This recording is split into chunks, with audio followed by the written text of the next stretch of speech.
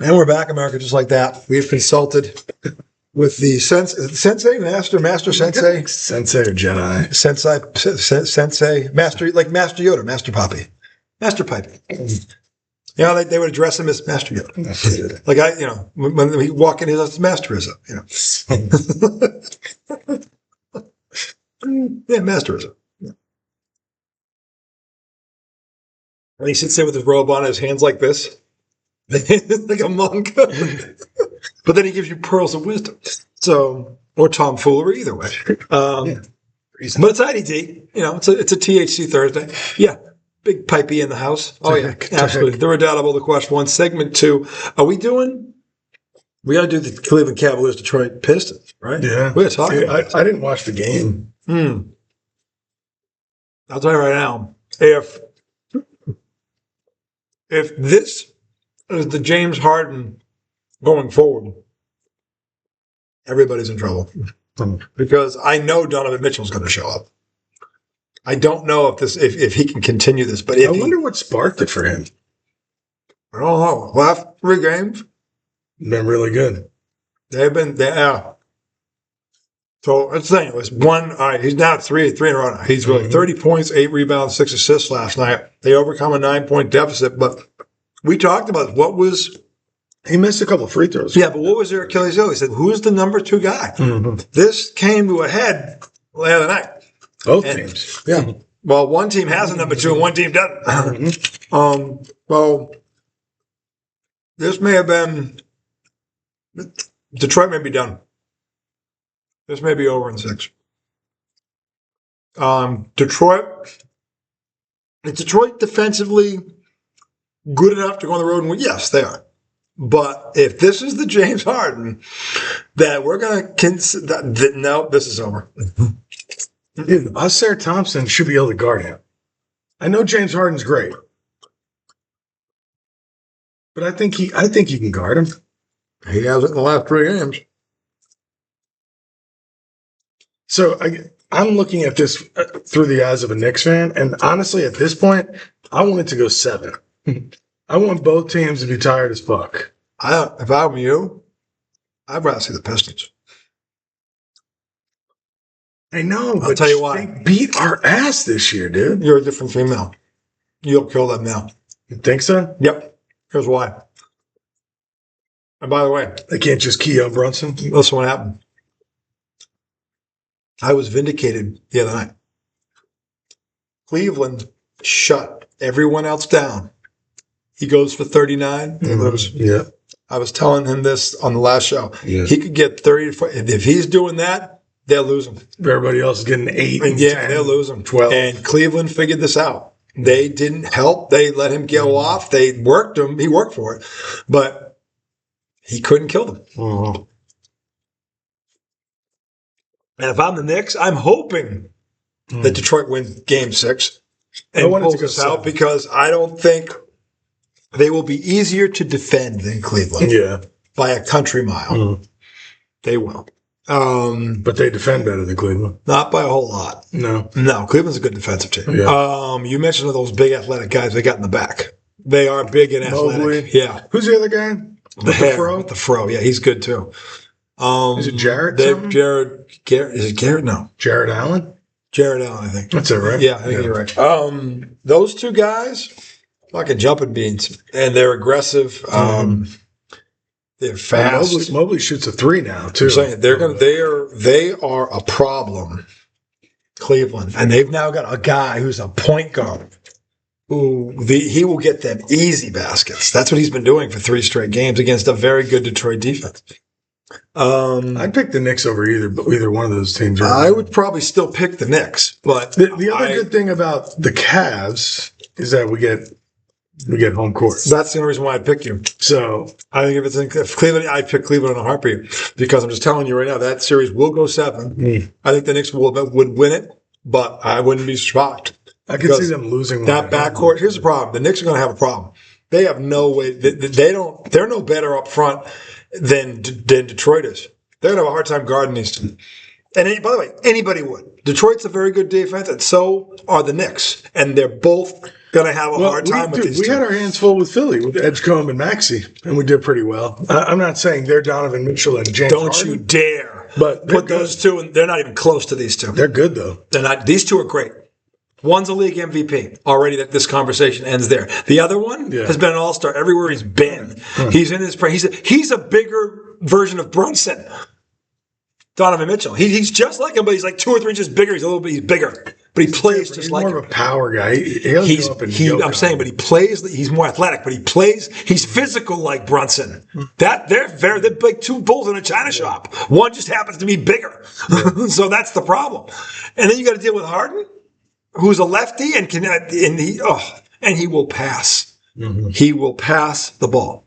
I'm not saying the Knicks can't beat them, but I would rather see Detroit.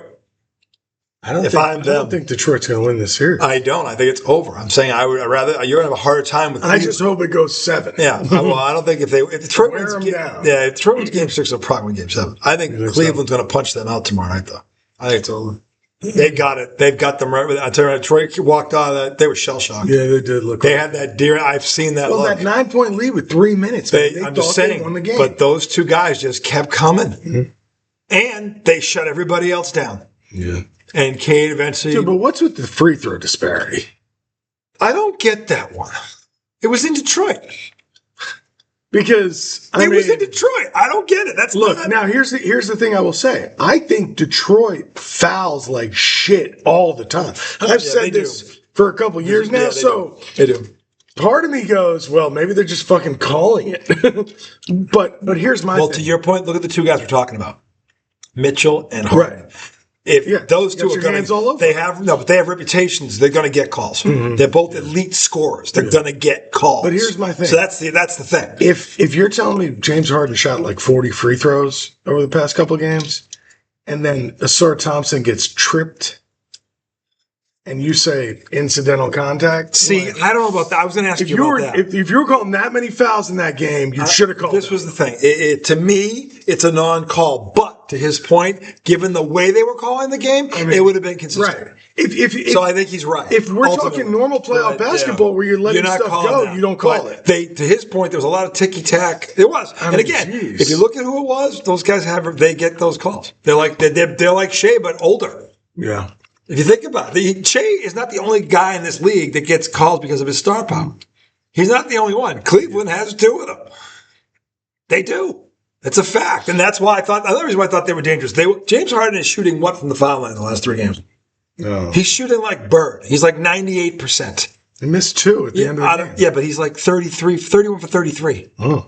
That's what he's like in the play in these last 3 games. Damn. 31 for 33. He's killing them from the line. He was like 9 for 9 or 10 for the other day, and he was 13, whatever it was. He's 31 for 33 in the last 3 games at the foul line. Do you think that isn't a backbreaker? Yeah. It's a fucking backbreaker. It's a fucking people's elbow. Well, that's what I'm saying. If he's shooting that many free throws, then that was a goddamn foul. But the point is, he's going the basket. Sure. This is why I love that. This is why they're dangerous, because they play the way I wish Boston would. All right, go suck off Cleveland somewhere else. I'm just saying that the Knicks can beat them. Go suck them off somewhere else. I said I would pick the Knicks in 7, but they're going to have a problem with them because they're good. You said that about Philly. I did, but I didn't know Joel Embiid was going to freaking tap out like that. He tapped out. He fucking tapped out. Like that. I mean, if you hate Joel Embiid, this is beautiful. He just quit. Yeah. He fucking quit. And it's like, man, I'm saying, here's like game 1 I get because they just gone through a 7-game series and they were gassed. I get that one. The rest of them, no. So here's the funny thing. When we go back to my prediction, remember when I said that the Knicks had a path to the finals? Yeah. It's all still in front of us. Of course it is. So I said Boston would need to beat itself. Yep. I meant against us, but it happened. But it happened, and then obviously we got a lesser. Joe Momoron struck again. Now, if Cleveland and I said somehow, Detroit would have to get knocked off maybe by Cleveland, and then we get Cleveland. Even though now it seems like Cleveland's better. They look better, right? But still, it's all in front of us. And then I said OKC would have to get knocked out by San Antonio. That's what I said the path was. It's all still in front of us. So we'll see. Okay. I'm just saying, be careful what you wish for. But that's what I'm saying. I'm not wishing for it. I'm wishing for a Game 7. I think what I saw the last 3 games told me you would rather see Detroit. They're easy. I said it before. They're easier to guard. Everybody said the same thing about Boston last series. Going into Game 7, people were like, "Well, then you'd rather face Boston." But then Tatum didn't play. Right. That's why they said we'd rather face Boston. Well, Boston's not. Then we got Philly, and it was like, look at these bums. Boston's different because of style of play. From a talent perspective, you didn't want to see Boston. Mentally, all day, every day. Mentally and physically. They thought Tatum was, everybody was like, oh, you'd rather, after seeing that Game 7, you'd rather see Boston. I'm saying, a lot of people were saying that. If they had a brain. They were saying the Sixers were going to beat us. If Boston had a brain, they would have swept Philly. Well, they won 2 of those games by the same scores that Knicks got. The Boston Scarecrow. And Boston figured out a way to fuck that up. Because they kept fucking shooting threes. Like fucking hard. By the way, why is Joe Mazzulla still have a job question? Look, why hasn't he been fired yet? I think we can beat loser. I understand Cleveland's got studs, but I think we can beat them. Now, you're gonna have to, because they ain't gonna beat themselves. They ain't gonna do what Boston did. You're gonna have to beat them. Because they are not gonna Everybody's capable of dropping a loafie. I don't think it'd be a loafie if you lost to Cleveland. It's gonna go 7. If it's them, that's going 7. I'd pick you. I'm saying, but you're telling me Cleveland's not capable of a loaf job? James Harden's always been loafing, but not the last 3 games he hasn't. He changed the last 3 games. Well, that's important, isn't it? Yes, but you're acting like his whole career of loaf jobs is completely gone for 3 games. Maybe he's due. How many times has James Harden come up short? I'm just saying. At some point, if he is an all-time great, and the numbers suggest that he is, and he's got a league MVP. Sure, he's got at some point. He's got a race, or he's got but he's got a thoroughbred next to him. And this is the scenario where Donovan Mitchell hasn't won anything either. I know, this is the thing. They help each other get over the top. They've neither one's had a guy like the other. That's what I'm saying. I'm not saying that again. Fucking romance. Again, I'm not saying blow them and then come back when you're satisfied. I just said you just want I to would see the pick Knicks lose. No, I said that I would see them lose. Just say it. I said I would pick the Knicks in a 7-game series. Yeah, but you're setting up all this material to be like, I knew this was a hard matchup. If I'm saying it's going 7, does that imply it's a hard matchup? I'm not hiding that. No, I'm just telling you why it's going to go 7. You think it's going to be a rollover. Setting the whole stage so you can say you think you're going to roll them. No, that's not what I said. You're not going to roll them. I didn't say that. I said I think you may beat them. You can't, but you ain't going to roll them. I never said we're this ain't going to be Philly. When did I say that? No, but you're acting like what they're doing is not legitimate. It is. They're fucking. I never said the Knicks were going to roll them. I said either one of these teams is going to be really different. I think from a matchup perspective, you'd rather see Detroit. That's all I'm saying. Sure. I think you can beat Cleveland. I'm just saying they're going to give you a harder time than Detroit was. Because they're a harder team to guard. I just want it to go 7. And then whoever goes 7, Detroit wins. Whoever's coming out is going to be beat up and tired of shit. We're going to get you 2 days later. I think Cleveland's going to end this tomorrow night. Something ridiculous like Harden would have to get hurt or somebody or Mitchell fouls out. Something stupid like that would have to happen for them to lose. They're not losing. I don't think so. Cade Cunningham could go the fuck off. I saw a look, and you just admitted it too. I saw a look in that Pistons team that I hadn't seen. Oh, they had a deer in the headlights to look after that game. Mm-hmm. They looked stunned. They looked like a Tyson punch hit them. It looked they got all righty over the shoulder. Cade Cunningham is a pretty poised dude. It's not him. I know, but he can. He is not. But he might be able to get that team. He's not going to beat those 2. If it comes down to those 2 versus him, he loses. No, but if he can get his guys to snap out of it and realize we can beat Cleveland 2 games in a row, they can do that. They have the defense to do it. They have the offense. They do it through their defense. They have that ability. I'm telling you, if you're banking on those 2 guys, you can turn James Harden over 10 times and make him have a nightmare game. James Harden tomorrow night could play just an average game. Donovan Mitchell's going to go off. This is the game he explodes. Maybe. This is the 50 point. This is the game? Yeah. He scored 39 in the second half. And then, he had 40. I'm saying he's got another one. No, that was the game. I'm saying he's got another one in him. He did it twice against the Celtics in the series, and we actually beat them. But this is his night. Tomorrow night's his night. This is the coming out party for Donovan Mitchell. The coming out party. He just dropped 39 and a half. But everybody says he can't. To your point, he can't get to that next hurdle. This is where he does it. beating the 5-on-1 Pistons. They were the number one seed. Such a hurdle. They were the number one seed. But you're talking about them. They were down 2-0. Like we won them.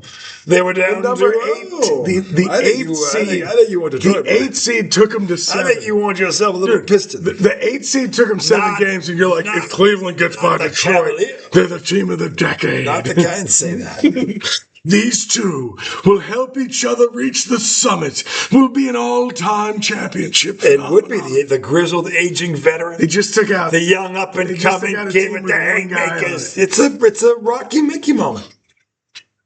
4 guys left, 1 guy hanging, and you're like, if they can beat that team, Detroit, that beautiful team. You did Detroit, or did Detroit not bend you over 4 times? Yeah, but you're talking about them like they're nothing. I'm not saying they're nothing. Yes, I'm saying Cleveland is something. Them. I'm saying I think Cleveland is better than them. The 1 seed. I think Cleveland is better. Exactly. I said before the playoffs began, if this guy turned into Harden again, this could happen. It's happening. Sorry, it is. And it's not going to, what's Detroit going to do to shut it up? They couldn't stop it for 3 games. Would they magically come up with something now? Yep. I don't. JB Bickerstaff, come on. That's the other problem. Come on, bro. His thing, whether you like it or not, the Cleveland coach is a better coach.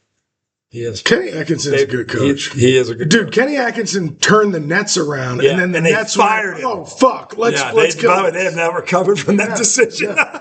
We talk about catastrophic. That's what we overlook, isn't it? That is. We've often, shame on us. Well, because. Thank you for bringing it up. Because we missed this one. Because as bad as it was that the people they brought in, they thought were going to mesh, the firing of Kenny Atkinson was the big death nail. Okay. Because that signaled we don't want a good coach. We want what these guys want. Here's why we work well. So he just put on the team. Here's the greatness of IDD right here. Now that we're down the rabbit hole on this, which everybody kind of overlooks as a big fuck up by the Nets, like that dude actually got them there. Think about who did this. Kevin fucking Durant, who I keep saying is the most overrated motherfucker in the history of this game. And I love his mid-range game. I love it. But Kevin Durant is soft as puppy poo. Any fucking all-star in any league that goes to the team that beat him the very next year because he couldn't beat him, even though he blew that you are. Oh, just get away.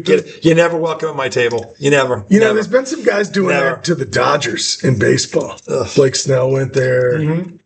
Who else went there right after losing to them? Yeah, you're a they were laughing about it. You're a sieve.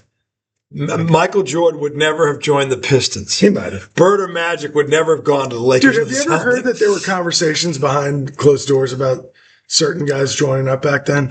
It just never came. Have you ever heard about that? I've heard about a couple. It's kind of cool to think about. Yeah, though. but there's no validity to them. I know. Well, and when you talk to any one of those 3 guys, they'll say, "Fuck that." Okay, but whether there is or isn't it? Wouldn't it be cool to kind of think about? Like, has anybody ever had that conversation? If guys back then were to team up, who would have been the duos and the trios? Think about if LeBron. Well, 2 of this happened. Katie and Steph team. No. I'm talking about talking about guys from our day. Bird, Magic, and Michael are the first 2 that come to mind. Or Duncan and Shaq. Oh my God, what if they teamed up?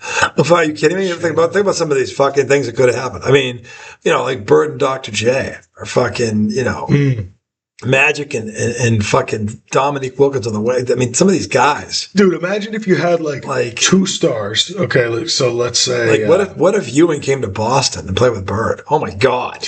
Frightening. Frightening. Or if Bird went to Houston and played with Olajuwon. Or what if Jordan and Olajuwon were ever teammates? I mean, think about some of these duos that could have happened that never did. And then you get Katie and Steph right out of the gate. It's the first thing you think of. That actually happened. It's like the different breed. I wonder what would happen if, I'm trying to think, who could have come to New York to be, I don't know, for Ewing? Jordan and Ewing? Wow. That'd be kind of crazy. That'd be crazy. I would say, trying to think who would. It would never have been Jordan, but could have been a Clyde Drexler. Could have been a Dominique Wilkins. He'd have won a title with Dominique. Dominique in his prime was fucking filthy. Yeah. People, he could never get past Bird, but Dominique destroyed a lot of people. He did. The Celtics at that time were, but Donka was underrated, and he made All-NBA first team 4 times, and yeah, he's underrated. But anyway, So imagine if you had a star like that, and then like Reggie Miller was your 3-point guy, because he was a lot more than a 3-point guy. He was, but he was. But if we're thinking about like who would have been a good fit with Ewing, Drexler, because on the wing like Jordan, obviously, I think Jordan would be possible, but Drexler would have been possible. Fast wing, Scottie Pippen maybe, Dominique definitely. Dominique, or Bernard King didn't get hurt. Bernard King was filthy. And I would always wonder, what if a healthy Bernard King and Patrick Ewing played like 7 or 8 years together, what that would look like? Because Bernard King was a bad motherfucker. Yeah. People don't talk enough about him. Yeah, he was a bad motherfucker. He led the NBA in scoring twice, and that's when Jordan was around. Him and Ewing together, yeah, that would have been a nightmare. It would have been. I'm serious. I'm saying that with the big three in their prime, Bird, Parrish. That would have been a nightmare. Would have been hard to deal with. We beat them when we won in '84. We beat them in 7 games. Who? The Knicks. It was an epic. They beat the Lakers. First round? Second round. It was the best second round matchup of the whole fucking playoffs. It was a war. Bernard King and Bird oh my God. Just haymakers. Who else was on the Knicks? They had Bill Cartwright. They had Dominique's brother, Gerald Wilkins, who was a rookie then. Who was the guy they had Bernard King, obviously. Bernard King was a bad motherfucker. In fact, I think he led the NBA in scoring that year. Rolando wasn't on the team then. No, he was in Chicago then. Who else? They had some bad motherfuckers the Knicks. Robert Orr, was it Robert Orr? No, it was something Eddie Orr, something like that. He was a good guy off the bench. Lewis Orr or something like that. Lewis Orr. Yeah, and then you had another guy. This is early 80s? This is mid 80s, 84. It is. Carter was actually really good then. He was a starter. So when did Ewing come in? 85? 85. 85. Yeah. Damn, he had a good career. I'm saying if maybe more. If Bernard King didn't get hurt, holy fuck. He was like career ender? Yeah. Well, he was out for 2 years, but he came back, went to the Bullets and made the NBA All-Star game, and he was halfway. I'm telling you, he was 25. He was like 2 steps slower. He was still nasty. Alex English from Denver is another one. Could have seen Alex. He was still, dude. He and George Gervin. By the way, Gervin's another one. Silky. If you That's the Iceman, right? Yeah, the Iceman. What a nickname. The Iceman. No, that's great. That's a badass nickname. His nickname. That's a badass motherfucking nickname. But Alex English. You watch him play. The first word that comes to your mind is smooth. Just everything he did was fucking smooth. Just like he was born to do it. It's just like he was putting in no effort, just fucking smooth. Like he looked like he was like the dad who playing against the kids in the driveway, and he's going so slow, but it's so fucking smooth, and it's just this kid doesn't miss. Like that was Alex English. He averaged like 25 points a game, like 4 different years in a row. He was filthy. For Denver, yeah, Dan Issel, the big weights. He was actually a good son of Dan Issel. So I mean, I'm just saying there's guys that no one talks. The golden age was the 80s and early 90s. That was that from 80 to 93, 94, like when I think it really ended after Phoenix from Chicago was the last great final. Because Barkley had won the league MVP and they were coming off the dream team in Phoenix. I like the 2000s too. In the late 90s. I don't like the late 90s. It's ugly. And then Bird was coaching. The Knicks were relevant. Dude, no, the Knicks were good. They were good. I'm not saying they weren't good. I'm saying but those guys had started to fade out. Ewing and like after '96, Olajuwon starts to fade, and Ewing and Robinson. I mean, it started to fade. See, I was in it because the Knicks went to the finals. They did in '99. I know, but if Ewing was healthy, they might have won a title. But then it was about 20 years. I barely watched basketball. Yeah. Well, I barely watched Knicks, but I always watched the playoffs. And dude, the playoffs in the 2000s, there were some great ones. The Spurs are probably the most boring, great fucking basketball team I've ever seen in my life. They were boring, but damn, they were good. Just you didn't even look up and it was like, what the fuck? Dude, down 20. Dude, remember the Miami Spurs series? I hate that series. That was a big series. Fucking Ray Allen. Fuck you, Ray Allen. LeBron shouldn't have that fucking series. LeBron should not have that fucking Ray Allen. Even the Cleveland Golden State. Just like Kyrie Irving bailed them out against fucking Golden State that time. Hey. You need a full team effort. I know. Full team effort. Speaking of that, real quick before we sign off for the night. It's already midnight. Yeah, real quick. John Goodman, who is to the NBA what Adam Scheffler is to the NFL. floated something today that I don't know if you heard it, but they were talking about Who floated it? John Goodman. He's one of the top NBA inside guys in the world. He's employed by ESPN, and he floated something today that Boston Media Radio is just blown up. And it was the consideration and this is pending, of course, that, which I don't know if this is going to happen. I think it's probably 50-50, Giannis for Brown. Mm. Goodman, who is an insider, and he's on that, whatever they call that communication line the forbidden one that only the insiders have. Mm. He's on that thing. That old thing. Every sport's got a line like that. Well, Shefty found out. No, you never find out who his sources are. But he's on there. He's like, Anyway, that's this dude. Yeah. He said, that if Boston were to acquire Giannis for Jaylen Brown, straight up, that a certain Hall of Fame in waiting player would be willing to take a discount and go there. And it's him, and everybody's like, "That's fucking there's sauce on this goose." LeBron. He's a word What would is. you say if he did? Well, this is the thing. This is the thing. Word is, and this has been even Stephen Smith has said this, that him and the Lakers, that he's not happy with the front office. And they're talking about wanting to come bring him back at a discount when he feels he was disrespected there the last year. Even though his numbers statistically were really good, 21-7-7. That's crazy. And they got to the second round.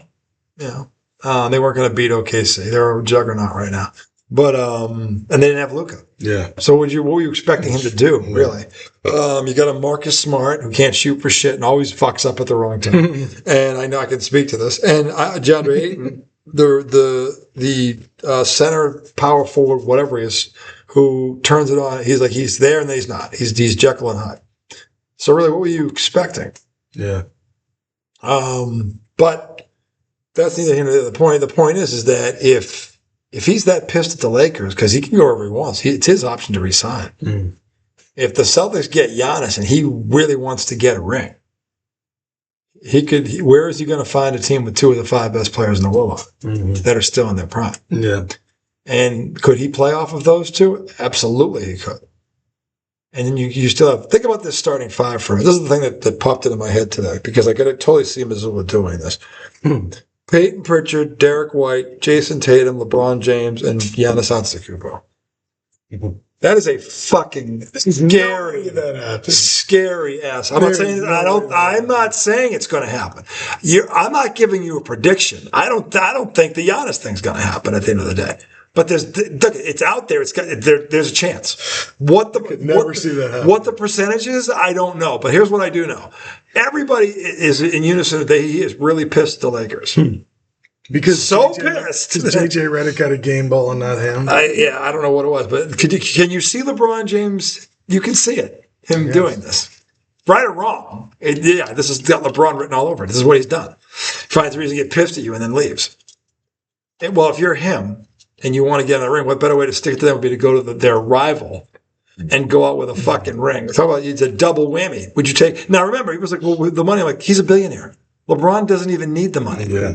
Exactly. LeBron's son doesn't have to work a day in his life. He makes more off of other stuff than his salary, right? He doesn't need the money.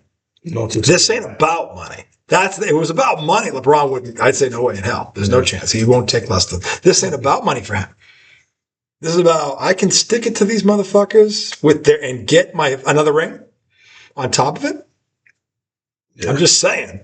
Now I don't think this is going to happen. I'm just saying, I'm not 100% sure it won't. Yeah, there's a chance that it happens because the Giannis thing. There's a chance. Well, I'll tell you why. Because the Giannis thing is real. That's real. Well, he wants out. He wants out. But if you're the Celtics and you don't want to pay two guys $300 million at the same time again, if you're ever going to trade Jaylen Brown, are you ever going to get a better option than Giannis? Yeah, you will not. This is the best option you're ever going to get for him. So if you are going to do this is when you would do it. This is the only way you would do it, in my opinion. Yeah. You're not going to get a player that good right now. And yes, he's going to be 32, but if he has to play second fiddle to Tatum, which he can do, yeah. But if you're the And maybe Celtics, LeBron. and it's only, again, you've got him under contract for 2 more years. So you could drop him at 34. If it doesn't work out, it doesn't work out. It's short-term loss. Jaylen Brown's going to be 30 next year anyway. So he's getting there, and his trade value will never be higher. Yeah. And you will not have a player of the caliber of this guy on the other end of this. Yeah. There won't. It just sucks because if you go and you trade Jalen out, bring in Giannis and LeBron, and you just instantly get old. But that's the only worry I'd have. Think about the core. This is a straight up deal. They retain everybody else. You know how young the Celtics are right now? They don't get old. Here's what they get. They get this team that for a bunch of rookies had a very good year. And now they're going to be under the tutelage of LeBron, Giannis, and Tatum for the next 2 or 1. So when they walk away, where were these guys going to be? And Brad Stevens is the master at this. Yeah. I'm just saying. He can flip it. He doesn't have to flip it. These guys will be really good by the time they age out. They won't have to. They'll be ready to take over anyway. Remember, a lot of these guys, Shireman's a sophomore. Yeah. Fucking Shulga. What's his ceiling? What are these guys' ceiling? I don't know, but I know that if you want to find LeBron out. And Giannis. No, but they could be real. Tatum is still going to be there. He's 27, 28. Yeah, you can still build around Tatum. But what if Derek White's 28? Okay, so Pritchard's 26. So you can still have a core. But these guys might be. I see what you're saying. I'm just saying they have time to do this and try to win now. Yeah.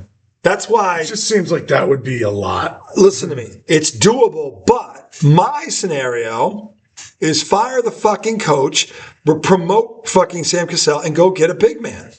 Yeah. Change the style of play, keep the roster intact, and find a guy that can just be a presence down there. Doesn't have to be great, just has to be serviceable. That's possible. That to me is so much easier than than splitting up the Jays. Yeah, you guys got the wrong center. I'm saying when they traded for what's his face. Yes, they should have traded for the other white guy. The guy. Well, they should have got a guy in the post. I mean, they didn't. Again, they didn't know. And Mazzulla admitted this bumbling fucking boob of a fucking. They didn't know that Embiid was going to play. Like they asked him what changed. Well, Joel Embiid showed up. Oh yeah, that's right. Which means he didn't prepare for his arrival. Okay, gonna be. Tell me opinion. Anyway, you can sign off. I'm going to sign off. Yeah. Think about this for a minute. Just think about it, America. You think about it. You let it percolate. Let it percolate. Anyway, we'll be back Saturday night. I think the conference finals will be set. We'll find out. But I think Cleveland should close this out tomorrow. At least get the East set. Game 6 tomorrow night. Spurs, Minnesota. Check that out. Should be good. And John Henry, you are a donkey. Look at this Red Sox team. 2 out of 3 to the Phillies at home. Yeah, it was the manager. You're a donkey. Anyway, we'll see you Saturday night for the redoubtable one, high question one, law dog and spirit, boys and girls. And that's just how we roll.